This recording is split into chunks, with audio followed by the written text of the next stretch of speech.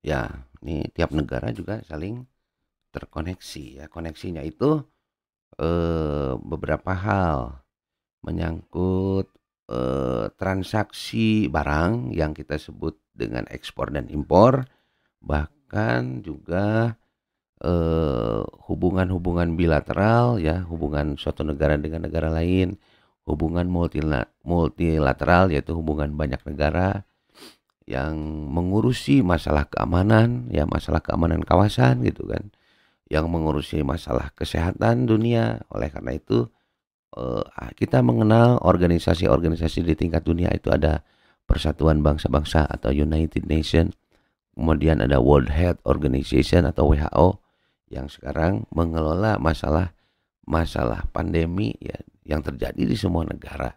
Nah, itu koneksinya bisa macam-macam. Ya, bahkan eh, dalam sistem keuangan pun terkoneksi ya. Jadi kalau Anda yang sudah mempelajari makroekonomi 1 dan 2, Anda sudah mempelajari bagaimana ya peredaran uang atau jumlah uang beredar di suatu negara itu bisa menginfluence kondisi ekonomi di negara-negara lainnya. Nah, oleh karena itu kita bisa melihat sebetulnya dalam sistem ekonomi dunia ini ada ada negara yang posisinya sebagai orbit ya, yang kecil ini seperti bulan gitu kan, mengelilingi bumi, kemudian bumi mengelilingi matahari, bahkan ada yang sebagai the big countries-nya gitu, di mana negara-negara kecil itu follow ya, mengikuti perubahan yang besar di negara besar itu ya. Kalau tahun 1300 negara yang disebut adik kuasa itu adalah negara Irak gitu ya. Rajanya waktu itu adalah Harun al-Rasyid. Nah, sekarang kan eh yang kita kategorikan sebagai the big countries itu ya Amerika Serikat. Makanya pemilihan presiden di Amerika itu menjadi rame seperti kita di Indonesia itu menjadi rame ya. Kenapa sih? Ya itu bukan karena informasinya, tapi keputusan-keputusan ekonomi di negara Amerika Serikat itu punya pengaruh terhadap keputusan-keputusan dan kondisi ekonomi di Indonesia. Nah, sistem itu tidak hanya menampilkan well behave itu adalah perilaku sistem yang baik.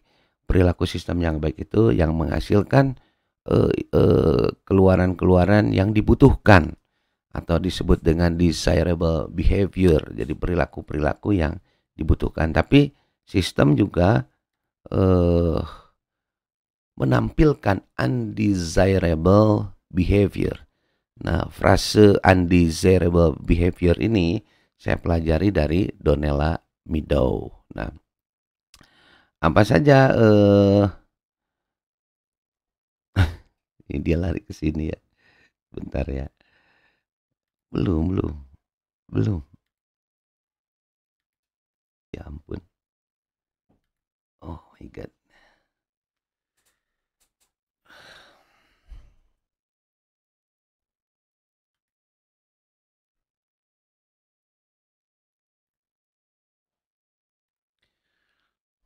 Saya buka ini aja.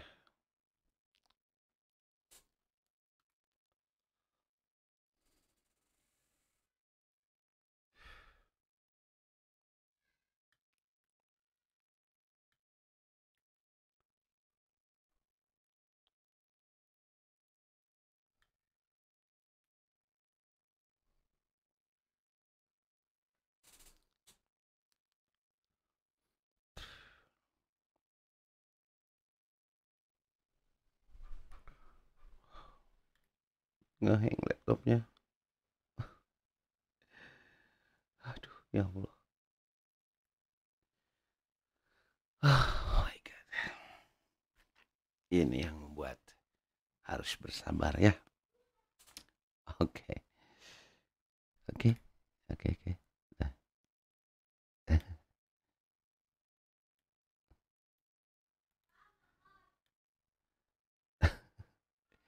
nah, ini foto Ibu Donella Midau ya. saya tampilkan fotonya supaya agak relate lah kita dengan eh, beliau ya. Satria, nanti dulu ayah lagi bikin video. Nah, ini adalah contoh dari undesirable behavior menurut Donella Meadow ya. Ada hunger, kelaparan, ada kemiskinan, ada degradasi lingkungan hidup. Ini yang kita bahas di ekonomi sumber daya alam dan lingkungan ya. Ada instabilitas ekonomi, ada pengangguran, ada bencana alam yang kronis gitu ya, semacam tsunami. Kemudian di Pulau Jawa sekarang Gunung Merapi sudah mengeluarkan lahar panas ya. Kemudian kecanduan narkoba gitu ya, obat-obatan terlarang, perang ya. Nah, ini bentuk-bentuk daripada undesirable behavior yang ada dalam sistem itu ya. Nah, tentu ya kita tidak ingin undesirable behavior itu eksis dalam kehidupan kita kan. Mana bisa kita nyaman kalau banyak peperangan di antara negara gitu ya. Kemudian ada bencana alam gitu ya. Bahkan seperti sekarang gitu ada pandemi gitu. Mana bisa kita nyaman dalam hidup seperti itu. Nah, oleh karena itu pelajaran mengenai sistem ekonomi itu ya menurut Meadow itu bisa membantu kita untuk mengidentifikasi atau untuk mengenali ya faktor-faktor apa saja atau subsistem mana yang bisa kita treatment, yang bisa kita intervensi ya secara konseptual tentunya, karena kan kita pembelajar bukan eksekutor ya, yang bisa kita modifikasi ya sehingga perilaku sistem berubah dari undesirable behavior ya ke desirable behavior atau perilaku yang dibutuhkan. Nah, itu salah satu manfaat kita mempelajari sistem ekonomi ya. Nah, teman-teman semua, oleh karena itu sampai dengan UTS ya, kita akan habiskan waktu kita untuk membaca buku Donella Meadow ini. Ya, jadi buku ini didesain agar kita bisa thinking like an system thinking like an system thinking. Jadi berpikir seperti berpikir sistem gitu ya.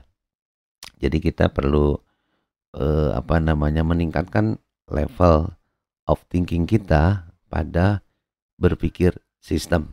Nah, itu sampai dengan ujian tengah semester jadi kita coba meningkatkan keilmuan kita ya sehingga kita bisa memahami dan menggunakan bagaimana cara berpikir sistem. Nah, itu yang kita gali dari buku Donella Meadow ini. Nah, tentu saya akan melengkapi pembelajaran itu ya dengan pembelajaran instruksional atau yang dalam kuliah itu disebut dengan kuis ya. Sebetulnya saya kurang begitu suka dengan istilah kuis karena kalau ada istilah kuis berarti saya harus memberikan hadiah. Nah, saya tidak punya hadiah apapun ya di kamar ini. Jadi sebetulnya itu adalah pembelajaran instruksional. Pertanyaan-pertanyaan yang memandu Anda untuk memahami buku Donella Meadow. Ya alhamdulillah ya semester sebelumnya itu cukup membantu ya mahasiswa di dalam memahami sebuah textbook. Jadi dalam semester ini Anda di sistem ekonomi itu akan mengunyah ya 2 buku. Itu udah cukup bagus ya. Dikunyahnya total ya dari awal sampai akhir. Saya tentu saja mengapresiasi teman-teman yang bisa lebih cepat dari rencana pembelajaran ya. Kalau ada teman-teman yang seminggu bisa baca 2 bab, 3 bab, itu saya sangat senang sekali. Berarti teman-teman sudah melakukan pembelajaran mandiri. Nah, temuan-temuan masalah, misalnya ada istilah, atau ada penjelasan Meadow yang tidak Anda pahami. Nah, itulah yang jadi bahan diskusi kita ya. Teman-teman bisa bebas lah chatting dengan saya Ya biasanya juga saya tidur tengah malam gitu ya. Ya jam berapapun insya Allah saya respon selama saya masih memegang handphone dan tidak ada aktivitas lainnya gitu. Itu insya Allah saya apresiasi dan begitulah memang harusnya pembelajaran di level perguruan tinggi itu. Nah, sebetulnya saya juga agak random ini berpikir ya. Agak random berpikir. Saya coba terusik dengan ini. Ya.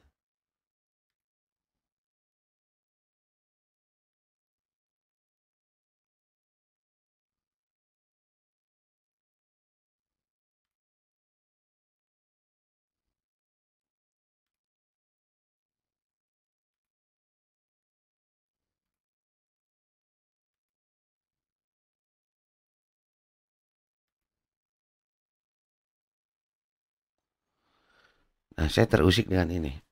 Nah, ini ada ya gambar ya. Maksud saya itu menampilkan gambar ini begitu begitu indahnya kan. Kalau kita melihat lanskap atau alam semesta itu dari ketinggian seperti ini ya gitu. Ada danau, ada pulau-pulau di sana, di sini ini ada laut gitu ya. Kemudian ini sepertinya eh, enak kita hidup di sini tuh. Nah, ini yang menurut saya ada problem ini dalam kehidupan manusia itu. Seolah-olah manusia ingin mengcapture, ingin apa? Bukan mengcapture, ingin cropping. Tahu nggak kalau di handphone tuh kan ada fasilitas crop ya, foto kita bisa crop dari yang ukuran kecil menjadi ukuran besar gitu ya. Nah ini yang oke. Jadi di crop dan di cropnya itu ya.